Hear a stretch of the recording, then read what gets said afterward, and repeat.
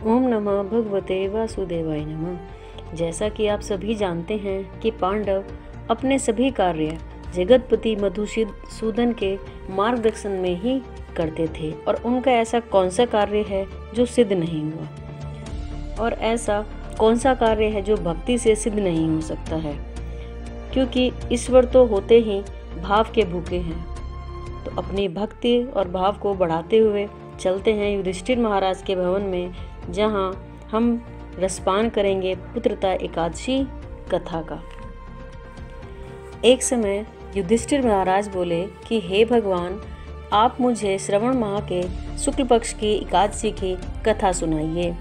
इस एकादशी का नाम क्या है तथा इसकी विधि क्या है, सो विस्तार से कहिए। इस पर श्री मधुसूदन बोले, हे राजन, आप शांति पूर्वक श्रवण माह के शुक्ल पक्ष की एकादशी की कथा सुनिए। इस कथा को सुनने से वाजपेय यज्ञ का फल मिलता है। और भगवान कहते हैं कि द्वापर युग के प्रारंभ में महिष्मती नाम की एक नगरी थी, जहाँ पर महिजीत नाम का एक राजा राज्य करता था। वह पुत्रहीन था, इसीलिए वह हमेशा चिंताग्रस्त रहता था। उसे वह राज्य दुखदायी प्रतीत होता था, क्योंकि पुत्र के बिना इस लोक और परलोक दोनों में ही सुख नहीं है। राजा ने पुत्र प्राप्ति के लिए बहुत यत्न किए, किंतु सब निष्फल रहे। जब वह राजा वृद्ध होने लगा तो उसकी चिंता और भी बढ़ने लगी। एक दिन उस राजा ने अपनी प्रजा को संबोधन करके कहा कि न तो मैंने अपने जीवन में कोई पाप किया है और न ही अन्यायपूर्वक प्रजा से धन एकत्र किया है, न ही मैंने कभी किसी देवता या ब्राह्मण का धन छीना है और न ही किसी की धरोहर ली है। मैंने प्रजा को सदैव पुत्र की तरह पाला है। मैंने किसी को कभी भी राग द्वेष नहीं किया, सबको समान माना है। इस प्रकार धर्मयुक्त राज्य करने पर भी इस समय मैं महान दुख पा रहा हूँ। सो क्या कारण है, मुझे कुछ समझ में नहीं आ रहा। राजा महिजीत की इस बात को विचारने के लिए मंत्रीगण वन को गए। वहां जाकर उन्होंने बड़े बड़े मुनियों के दर्शन किए। उस स्थान पर एक वयोवृद्ध और धर्म के ज्ञाता महर्षि लोमस के पास गए।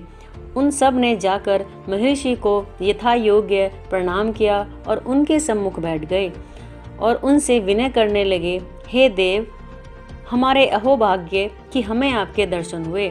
इस पर लोमस ऋषि बोले, हे ब्राह्मणों, आप लोगों की विनय तथा आपके सद्व्यवहार से मैं अत्यंत प्रसन्न हूँ। आप मुझे आने का कारण बताइए। मैं आपके कार्य को अपनी शक्ति के अनुसार अवश्य ही पूरा करूँगा, क्योंकि हमारा शरीर ही परोपकार के लिए बना है।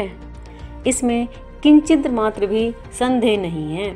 लोमस ऋषि के ऐसे वचन सुनकर सब बोले कि हे महर्षि, आप हमारी समस्त बातों को जानने को ब्रह्मा से भी अधिक हो। महिष्मती नाम की राज्य में महिजीत नाम का एक बड़ा ही धर्मात्मा राजा राज्य करता है। वह प्रजा को पुत्र की तरह धर्मानुसार पालन करता है, परंतु वह फिर भी पुत्रहीन है। इससे वह अत्यंत दुखी रहता है। हम लोग उस राजा की प्रजा हैं, क्योंकि प्रजा का कर्तव्य है कि राजा के सुख में सुख माने और दुख में दुख माने। हमें उसके पुत्रहीन होने का कोई कारण प्रतीत नहीं होता है। अतः जब हम आपके दर्शन करने आए हैं तो हमें पूर्ण रूप से विश्वास है कि आप हमारे कष्ट को अवश्य ही दूर करेंगे। अतः आप हमें राजा के पुत्र होने का उपाय बताइए। इस पर लोमस ऋषि ने एक क्षण के लिए अपने नेत्र बंद किए और राजा के पूर्व जन्मों का विचार करने लगा। विचार करके वह ऋषि बोले कि हे ब्राह्मणों, यही राज्य पिछले जन्म में अत्यंत निर्धन था और बुरे कर्म किया करता था। एक गांव से दूसरे गांव को घूमा करता था। एक दिन ज्येष्ठ मास के शुक्ल पक्ष की द्वादशी के दिन, जो कि पूरे दिन 2 दिन से भूखा था, दोपहर के समय एक जलाशय पर पानी पीने गया।